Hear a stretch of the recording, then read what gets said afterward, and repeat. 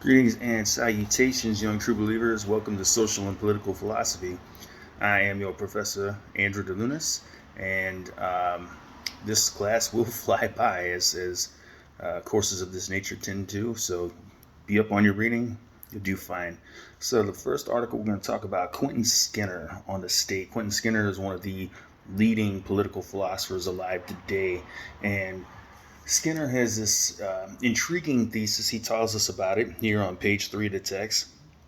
He uh, he argues that uh, Thomas Hobbes, the great English political philosopher of the 17th century, Thomas Hobbes, inaugurated a transition into what we today call political science. Prior to that, there had been plenty of political theorists. You go back, you have John Locke and Machiavelli and numerous other thinkers like that. And you see that throughout the text. He references several of the late medieval and Renaissance Italian political philosophers, right?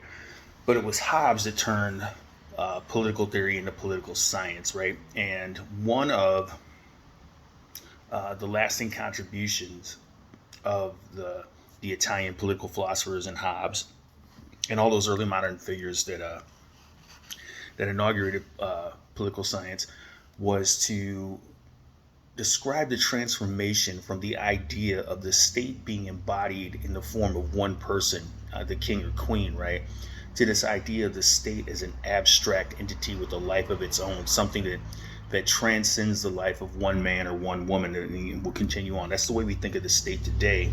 And Skinner notes that this transformation took place.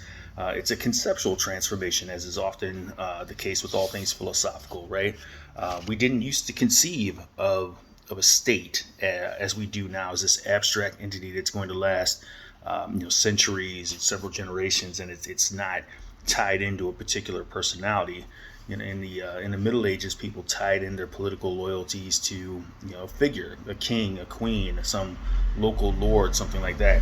Um, but that began to change in the late medieval period, as many things did, because people began to question that authoritarian character of medieval society where everything was top down. People began to experiment and think for themselves, right? So pressing on throughout and then obviously it's a long piece, right? So you have to be patient, right? Um, he talks about how the Italian political theorists, Machiavelli and his peers and contemporaries, right? They wrote what were called advice books, and these advice books were designed to help princes, that is to say, the little ruling families and the leaders of those families, to govern their city states like Venice and Florence better, right? So Italian philosophy in the Renaissance, the early modern period, with the exception of Galileo, is almost entirely political in nature. It's all about political theory. So here on page 8, Skinner tells us the writers of advice books always emphasize, however, by far the most important precondition of maintaining one's state as a prince must be must be to keep one's hold over the existing power structure and institutions of government within one's regnum or civitas, that is to say, community, right? This in turn gave rise to the most important linguistic innovation that can be traced to the chronicles and political writings of Renaissance Italy. This took the form of an extension of the term Stato, what eventually became our modern state, right?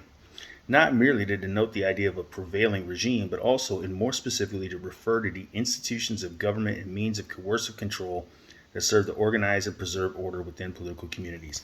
Again, there's that transition from the state as being bound up with the personality of a king or queen who is again divinely chosen, right?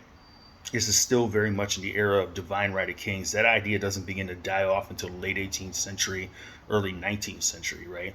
But it's beginning to weaken there, right? People are no longer associating the state with that one personality. They're associating it with this abstract apparatus that transcends. Again, it has a life of its own. It's not bound up with the personality of one individual, right? So, um, what you might be wondering, okay, what inaugurated this, right? Here on page 9, right? This is a bit of a long quotation, but it's worth it, right? Again, in case you're wondering, you should only ever quote when it helps you to elucidate your own points, right? So bear that in mind when you're writing your essays in this class. I conclude that, for all the importance of the writers I have been considering, they cannot in general be said to articulate a recognizable concept of the state with anything like complete self-consciousness. It would not perhaps be too bold to assert that, indeed, in all discussions about the state and government of princes in the first half of the 16th century, there will be found scarcely any instance in which the Etat, which is the French word for state, Staat, the German word, or state in question, is unequivocally separated from the status or standing of the prince himself. Okay, so again, it's a slow transition, right? He's conceding that, right? This is not to deny, however, that the crystallizing of a recognizable concept of the state was one of the legacies of Renaissance political thought. It is merely to suggest that, if we wish to follow the process by which this development took place, we need to focus not merely on the Mirror for Princes literature, again, those advice books that the Italian political philosophers wrote for the princes, right? But also on the other strand of thought about the optimal status of the optimal status of the republic, right? That began by singling out. We need, that is, to turn our attention to the rival tradition of Renaissance republicanism, the tradition centering on the claim that if there's to be any prospect of attaining the optimum political state, we must always institute a self-governing form of republican regime, right? This move away from this notion of divine right of kings and monarchy being necessarily a good thing, to political structures that are set up to advance the good of the people, everyone, not just one family or one individual, right? Now, why is this? Because among the Republican theories of Renaissance Italy, the main reason given for this basic commitment was that all power is liable to corrupt. You've surely heard the adage at some point in your life, right? Absolute power corrupts absolutely, right?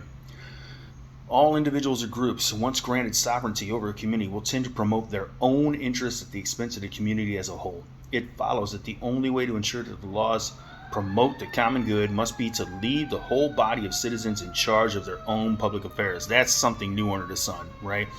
Government that's responsive to the people, right?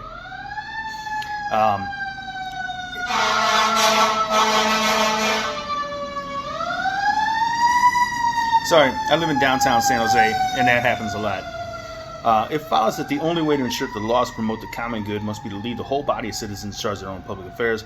If their government is instead controlled by an authority external to the community itself, that authority will be sure to subordinate the good of the community to its own purposes, thereby interfering with the liberty of individual citizens to attain their chosen goals.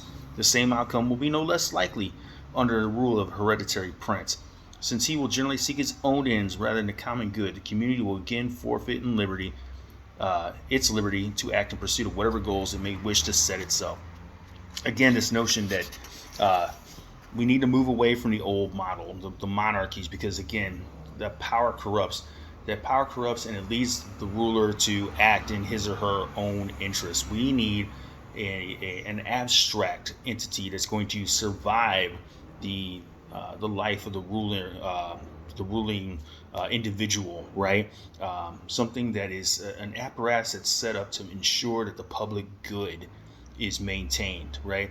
So, again, this Skinner's article is larger. There's an argument there. Obviously, it talks about the history of that transformation primarily, but there is an argument to the effect that this new conception, right, was something new under the sun, and it really that transition defines what we now today call the state,